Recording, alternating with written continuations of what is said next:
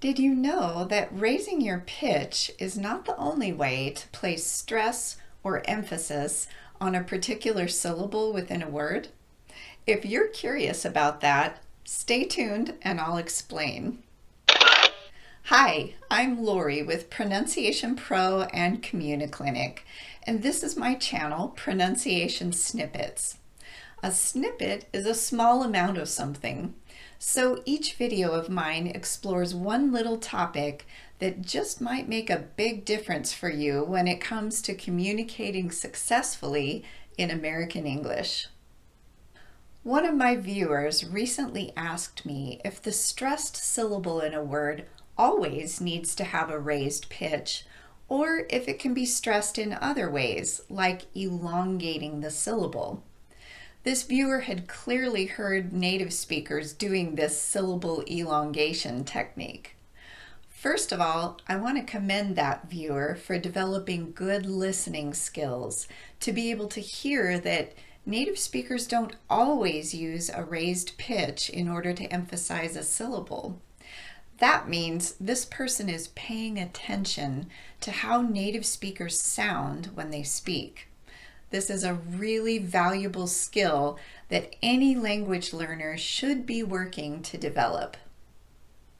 So, to answer that question, no, you don't always have to use a raised pitch in order to emphasize a syllable.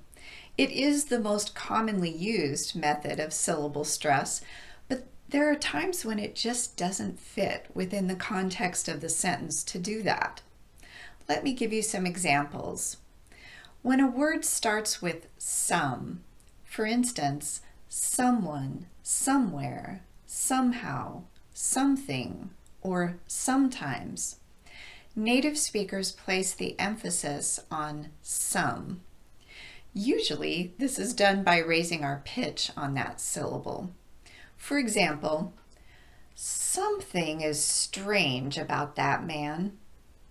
Here, something is the subject of this sentence, so it feels natural to raise the pitch of our voice on that syllable. However, in another sentence, that same word might be far less important to the overall message. For example, I want to buy him something special for his 50th birthday. Here, the word something is not that important for conveying the meaning. The word special is where you'd want to raise your pitch. So, in order to correctly stress some in that word, we'd simply elongate that syllable slightly more than the second one, like this: something, something special. Here's another example. If a word in English contains self or selves, that's the part of the word that will be emphasized. For instance, we've all heard children say, "I can do it myself." In this case, the word myself is important for relating the message that this kid wants to convey. I don't need your help. I am capable. However, in this sentence, the word myself is not the main focus of the message. I need to equip myself with proper training. The meaning here is that there's something coming up that's going to be challenging for me, and I need to do everything I can to be ready for it. So, equip and training are more central to the message here. In this case, I would emphasize self just by elongating that syllable a bit more, but not by raising my pitch. Equip myself. And how about those words like around, across, among, along, about, and so forth? It's clearly the second syllable that's getting the emphasis here, but these words typically occur as part of a prepositional phrase. And in prepositional phrases, it's not the preposition that gets the emphasis, it's the content word. For example, across the street. We raise our pitch on street because that's the content word. But we emphasize the second syllable in across simply by elongating it a bit more than the first syllable. Across the street. It would sound kind of strange to say across the street. You'll hear that same pattern in phrases like along the way, around the house, or among the crowd. Let's look at another example, the teen numbers. Typically when we count, we emphasize the first syllable in these numbers. For example, 13, 14, 15, 16, and so on.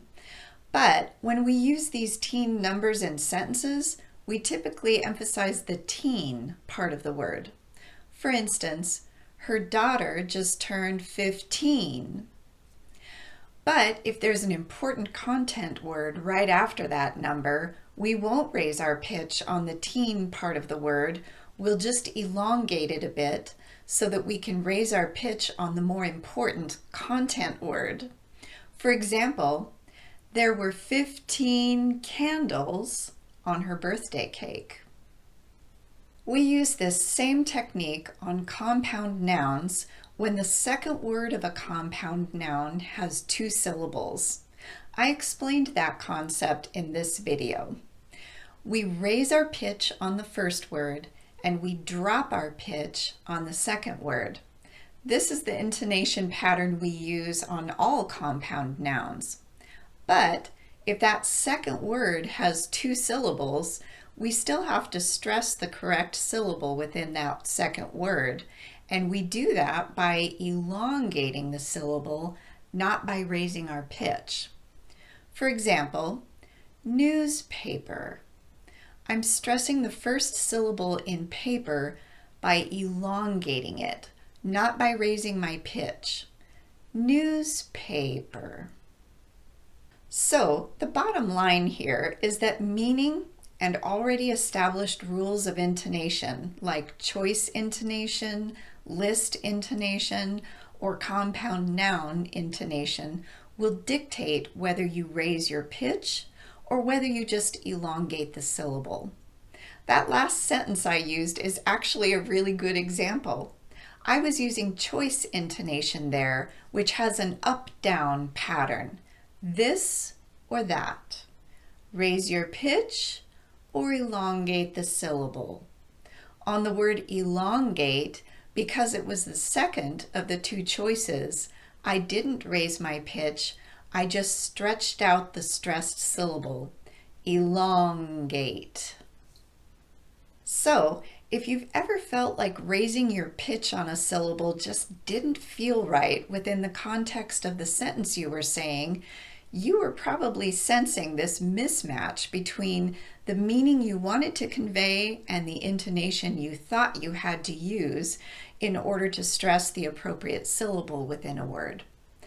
Always let the meaning be the deciding factor when it comes to choosing whether you will raise your pitch or just elongate a syllable to indicate word stress.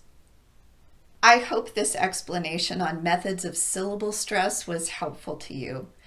Thank you so much to the viewer who requested this topic. If you did find it helpful, please hit that like button and subscribe to my channel if you haven't done that. And do check out my other videos on word stress and intonation. I think you'll find them to be a good resource in addition to this one. In the meantime, happy practicing, and I'll see you in my next video.